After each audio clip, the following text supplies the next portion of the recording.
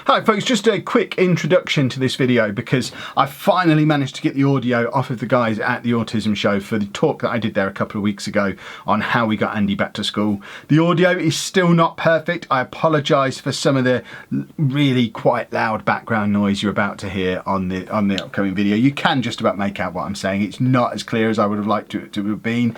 I was hoping I was going to be able to get the audio that came through my actual headset microphone, but I think from listening back to it, I've got the audio from the microphone that was stood on the desk, so perhaps that was the only one they were recording, and the one from my microphone on my face was just the one that was being broadcast out to everybody's headphones. But either way, you can hear what's being said. It does allow us to get the message across, and hopefully you enjoy it. So if you'd like to see more stuff like this, don't forget to leave a nice big thumbs up on it for me. Subscribe and turn those notifications on so that you don't miss out on future videos like this one, and fingers crossed you'll be able to check me out at the Autism Show next year and hear me do this or something like this in person. Enjoy it and let me know down in the comments what you think. Thanks very much. Right, hello then folks. My name is Kevin Chapman and I'm here to do something probably a little bit different from what a lot of the other talks that are going on this weekend are, because although my topic is School Refusal and has a subtitle that suggests I'm going to try and teach you something, in reality what I'm going to be doing is telling you a story. So it's going to be a story of kind of the last 18 months in the life of me and my family. So as with any story, we've got to do beginning, middle and end, all that stuff. So to start things off, just a little introduction as to who I am and who my family are. So as I said before, I'm Kevin Chapman and I'm a parent of a teenager with autism. Specifically, that teenager with autism, that's Andy, and he turns 14 next month. We'll get back to him in a minute. Other things about me, I used to be a teacher. I will explain in a little while why I'm not a teacher anymore. There you go, I'll put it on the next slide. This is why you should rehearse these things. I left my teaching career to become Andy's full-time carer last year. And I now make my money, pay my bills, by making YouTube videos and write. Andy's more interesting than me though, as I've learned over 2 years on YouTube. Whenever I try and do a video without him, the most common comment is, "Where's Andy? Come and see Andy." This is what everyone's here for. So Andy's story. Andy was born in 2004 in Nottingham. He was diagnosed with autism in 2006, so he was 2 years old. Oh, jumped one. And when he was normal school age, he went straight into a mainstream primary school. 2008, mainstream primary school. And I think it was about 6 months before he tried to escape from it for the first time. After a couple of years of really not fitting into the school that he was in, really struggling, one-to-one TA support, but still, although they tried as hard as they could, it still wasn't the right place for Andy to be. And we finally got a place at an autism specialist school over in Nottingham in 2010, which was a great school, everything going very, very well. However, in 2012, I messed everything up a little bit, because Andy's story so far, I'm not a partner, I'm Andy's stepdad. And while he was set up at this autism specialist school and everything was going well, I met his mum, and when we moved in together over in Lincolnshire, about 50 miles away from where they were living previously. So he was lucky enough to get a place at an autism specialist school straight away, which I've later discovered was a ridiculous feat of good luck and good timing. It's not something that happens. We literally applied in the June and he started in the September, which certainly in Lincolnshire is completely unheard of. The only problem was it was 20 miles away from where we live, so rather than being able to walk to school like he always did previously, he now had to get school transport. A minibus came and collected him, a lot of other local kids, and took him to school every day. And he was never that keen on the minibus. He started refusing to school. He started refusing to go to school not long after he started there. But by and large, he enjoyed his primary school.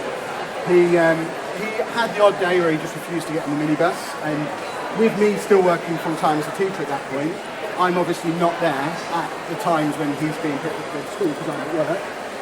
My partner Anna, she doesn't drive, so it was really a case of, and he learnt this fairly quickly, if he refused to get on the minibus, he was effectively getting him out of school, get himself out of school for the entire day. So he tried it a few times when he was at primary school. There was one point where he was off school for a couple of weeks, but then eventually just decided to go back. We don't really know why he didn't want to go. We don't really know why he went back. But then everything changed when he started secondary school, because the primary school he had was absolutely fantastic, but they only cater to children up to 11 years old. So he moved over to a special school. No removal of the word autism specialist there now. This is just a generic special school for kids with disabilities. And he didn't like this school so much. It's a little bit close to home, 10 miles away from home, but straight away he never really enjoyed his time there. And it was just after the Christmas holidays that he refused to go to school for the first time. Just refused to get on a taxi, refused to go. There's a few other things that feed into that, and we'll discuss it in a bit more detail in a moment, but that's when he started refusing. And the headline is at the end he didn't go back for a year and a half. And this is the story of how that kind of completely changed the lives of our whole family. So, I said we'd come back and have a look at why he stopped going. Bottom line, the diagnosis we eventually got was anxiety. The causes of the anxiety, there were a couple of things in that January 2016 that caused major problems for him. Firstly, a couple of days before he refused to go for the first time, the bus broke down on the way home from school, and him and a bunch of other kids were sat at the side of a road for 45 minutes on what's normally a 20-minute bus ride home, waiting for a replacement bus to arrive, which might not seem like a big deal, but Andy he couldn't cope with it at all. And by the time he got home that day, he was distraught, full on migraine, straight to bed, didn't see him again until the following morning, just couldn't cope with it at all. He did go back to school the next day though.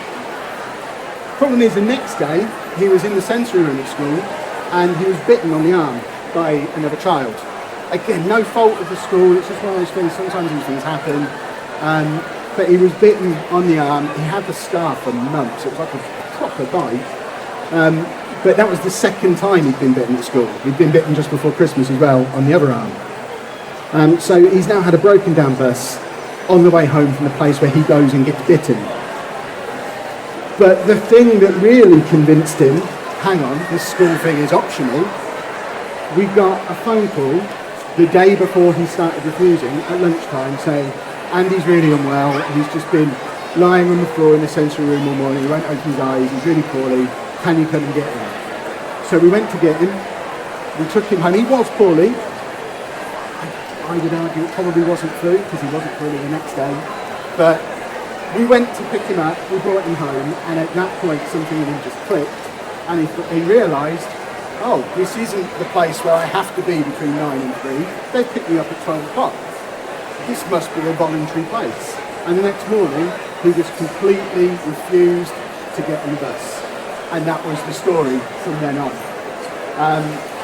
There were also, as time went on, there was a lot of attachment issues with him and his mum. We'll touch on that in a little while, but it got to the point where he was very, very dependent on her and wouldn't be anywhere, in any room ever, without a bedtime routine. It's still not great now, but bedtime routine at the time was kind of involved a 2-hour Anna lying down on the floor in his bedroom while he got to sleep kind of thing. He was completely dependent on her for everything. And obviously, having him completely refuse to go to school had a big impact on our family. First of all, Anna was in her first year of university at the time, and she's a mature student, she's not just a 14-year-old kid at like 19 years old. But she was in her first year at university, and obviously if he's refusing to go to school, I'm working as a full-time teacher, there's nobody at home to be with Andy while he's refusing to go to school. The university were great, they let her defer for months in the end, but ultimately she had to withdraw from university. It was a complete breakdown of any routine in Andy's life. He's, as with a lot of children with autism, routine is so important to him, and all of a sudden he didn't have any. And it's as much our fault as anything that we kind of drifted into being in control of everything. Everything was done on Andy's terms, at Andy's times, and he didn't have specific places he had to be at specific times anymore. And that caused further anxiety. And eventually he started refusing to leave the house at all. Just wouldn't go anywhere. There's a video on our channel where we talk about going back to the supermarket, and it was a massive celebration because it was the first time we'd been to the supermarket for about 3 years, 2 years maybe, because the previous time he went, he took off all of his clothes and lied down on the floor in the middle of the supermarket. Bearing in mind, he's like a 12-year-old boy at this point. Took off all his clothes, lied down on the floor. I'm teaching a lesson 10 miles away. We've got a phone call from Anna, who's walked to the supermarket with him. I had to find someone to cover my lesson, drive home, and when I got there, he's still naked on the floor of the supermarket. No one knows what to do with him. And I had to carry a 12-year-old boy across the supermarket car park completely naked and put him in the back of my car. So that was when I started thinking perhaps working as a teacher isn't the best thing for me. It's not the most flexible method of employment somebody can have. And after that incident, obviously Anna decided she wasn't going to walk in anywhere anymore, so they were effectively trapped in the house 24/7 for probably the next 9 months or so following that incident.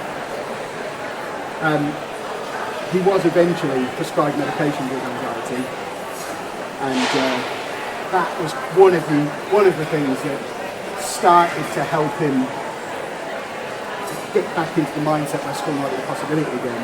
And obviously, as part of all this, as you can imagine, we had major involvement with social services as well, which, believe it or not, was something that we'd always been refused in Lincolnshire.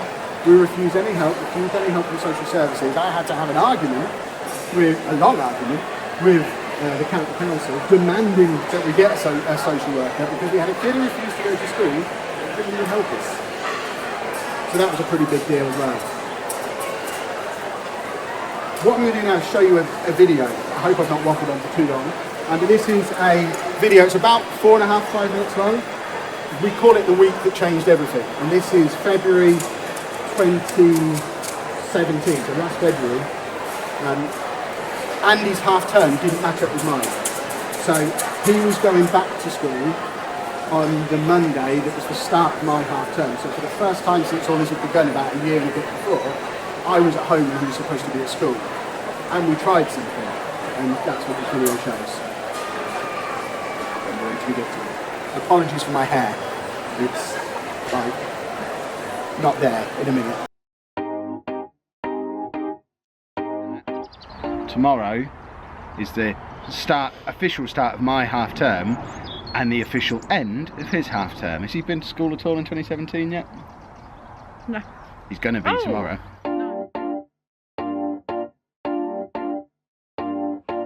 Quick reminder of the plan for today. He's got the dentist in Grantham at 10 o'clock. We're probably going to be leaving Grantham 11, half 11ish. His school is then half an hour away from Grantham on the way home. We haven't told him this is what we're doing. Yes, it's not ideal to surprise an autistic child, but we're just trying to shock him into a day back at school today. That went better than I possibly could have expected. He's in school, we're not there. Well, he came out relatively easily. He's saying he's not going to go there tomorrow. We're here at the church as a reward for the way home. Fingers crossed that we'll be alright for tomorrow.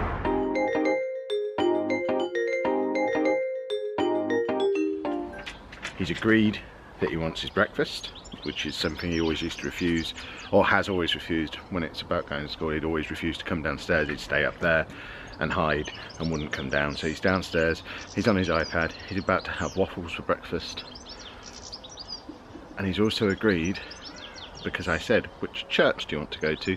He's agreed which church he wants to go to, and he's agreed he's going there after his waffles.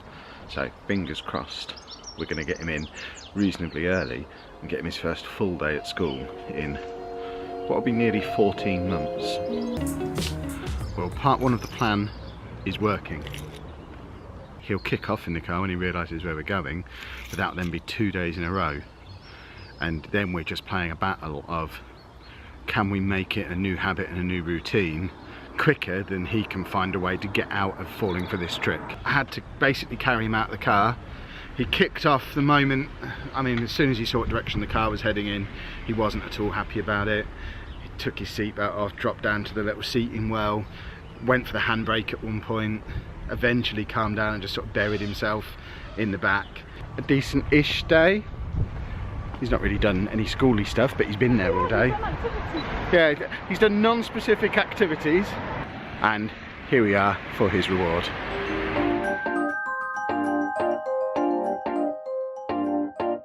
It seems after 2 days of getting away with it, He's wise to our plan. It's 7:30.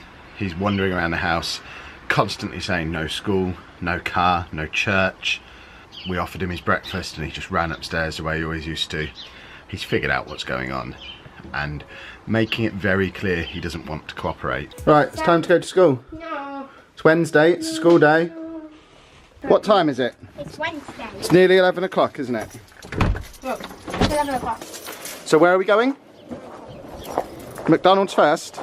It is 11:15, but we are childless again. They've pretty much said it doesn't matter if we're getting in for the rest of the week or not. We've proved our point. They're going to work on something that we can do long term. So they're now working to a timescale where finally they're going to try and find a magic extra piece of funding for him that hasn't existed for the last 14 months to hire someone full-time to be his TA who can then come get to know him at home, spend a couple of weeks earning his trust, and then eventually be the person who takes him to and from school. That sounds amazing if they can pull that off. It's what I've been asking for a year. If they actually manage to make it work, that does potentially change things, because that's everything we need.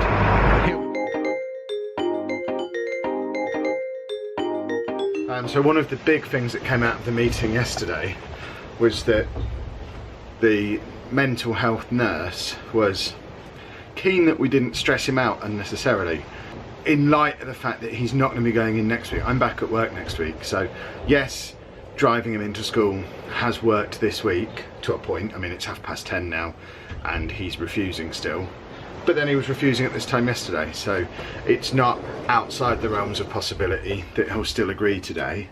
But she did raise the question, what's the point if he does?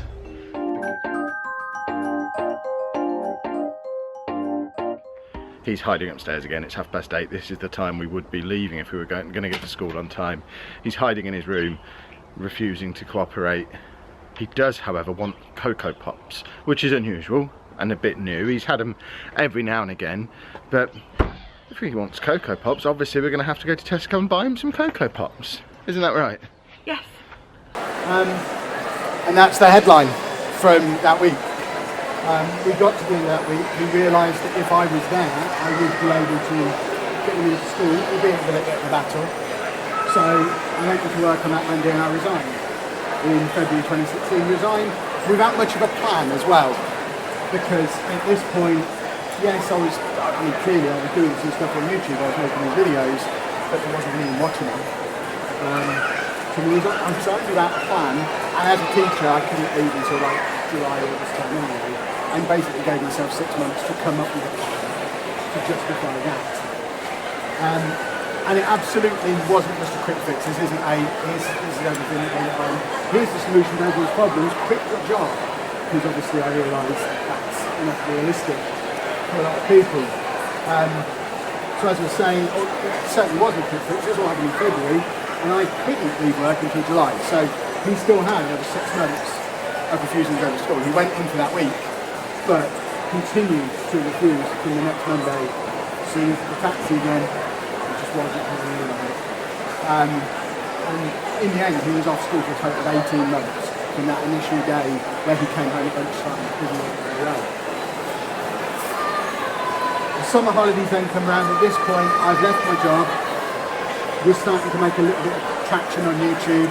That week that changed everything, not just in it made us see how we could help Andy, but that was also the week that people started watching our YouTube videos, because we were finally talking about something interesting rather than whatever nonsense came out of my mouth before then. The summer holidays came around and we just doubled down our efforts. We spent that entire summer holiday working with Andy, preparing him for what was coming in September. We introduced a calendar board, a big whiteboard that has the days of the week on. It goes 3 weeks in advance. It was originally 2 weeks, but he liked 3 weeks, and tells him where he's going to be every single day. We still use that board now. If that board isn't filled in, he isn't going, wherever it is, whether it's a trip to something he enjoys, a trip to Alton Towers or Legoland or one of the places he enjoys. If it's not on the board, he's not going.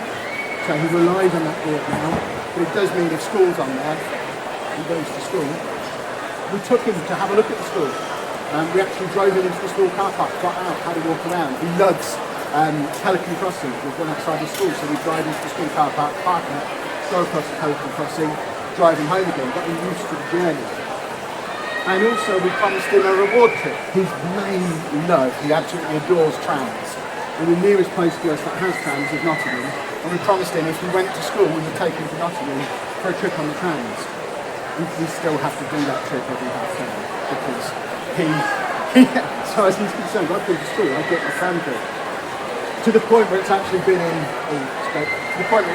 a local newspaper in Nottingham because he now makes his own videos as well. He loves the whole YouTube thing so much that he has his own channel. And one of the videos of him just basically filming trams for a day has made it into the local Nottingham newspaper. He's turned into a local celebrity in Nottingham. So first day of school came by in September. Anyone who's ever seen any of our videos before, chances are this will be the video that you've seen. I'm only going to show a very small clip of it because I was talking to some people about it recently yesterday. And it's a video that I'm always this close to taking off of YouTube because I think now I probably wouldn't make this video, but at the time it had been the culmination of months and months and months of hard work for everyone involved, including Andy. And it got to the morning of going back to school, and this was the final meltdown that he had as a result of going to school. I'm hoping you can hear him in the background diffusing. I'm not going to dwell on this video too much. The video does still exist on our YouTube channel at the moment where we have the full video. But like I say, at some point it might even come down because that's not Andy anymore. I don't think that needs to be on the internet anymore. But he did go back to school that day. After that, he did go back to school. I had to drive him there. He still didn't get in the taxi, but he did get the taxi home. And from the next day, he was in the taxi and going to school. And he's gone pretty much every day since. He's had a couple of days off sick, but other than that, he's gone every day since. He now really enjoys school.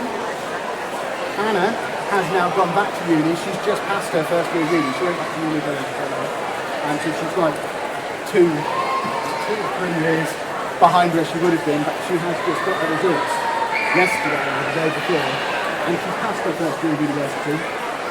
And I now work as Andy's carer. And the plan that we had to come up with kind of came up with itself because it turned out that making these videos and talking about this became my new replacement job, and it was a story that connected with enough people and that we're now able to pay our bills and I can support the family through making videos about our family, which is good because I have no idea what we'd have done if it hadn't been for YouTube. I don't know how we'd be paying the bills. That being said, it has been a massive sacrifice. Don't ever let anybody tell you that YouTubers have a load of money. Now, it might be big, successful YouTubers do. I absolutely don't. I'm that close to the brink at all times. Certainly not earning teacher salary yet, but we get by.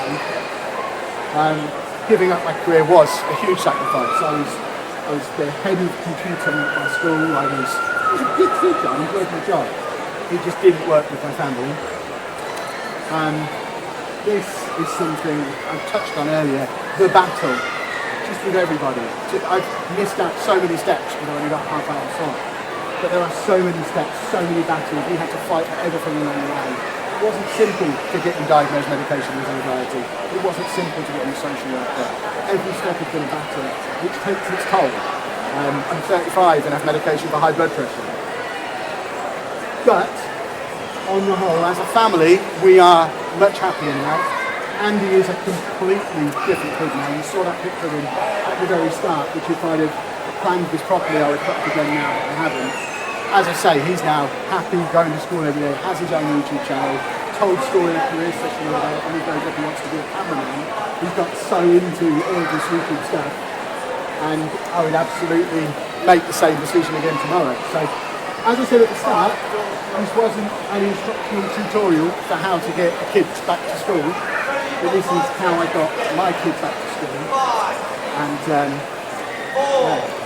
end of story. These are all the places where you can find me on the internet. So I'm really hanging around for the rest of the day. If you've got any questions and you want to pick my brains or anything like that, I'll be hanging around for the rest of the day anyway. if you want to catch up in private on the internet, see some of the videos, that's who else I can do.